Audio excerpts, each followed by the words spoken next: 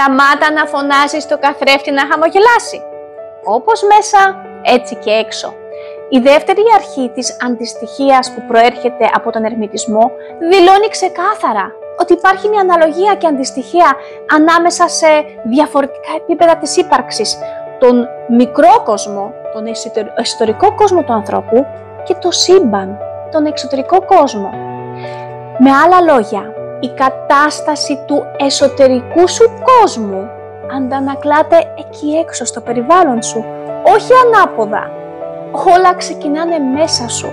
Εσύ είσαι η πηγή όλων. Εσύ είσαι ο δημιουργός της πραγματικότητάς σου. Εσύ με δημιούργησες για να στο υπενθυμίσω.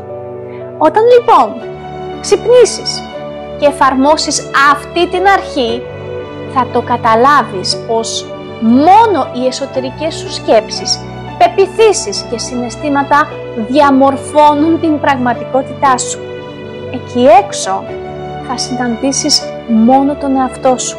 Επομένως, αντί να φωνάζεις και να εκνευρίζεσαι με τον καθρέφτη, όταν θα είσαι έτοιμος, σε περιμένω να σου υπενθυμίσω πώς να διαμορφώσεις το μέσα σου, να φτιάξεις τη δόνησή σου, το χαμόγελό σου, έτσι ώστε μετά, κοιτάζοντας το καθρέφτη, να βλέπεις μόνο αυτό που θες και επιθυμείς.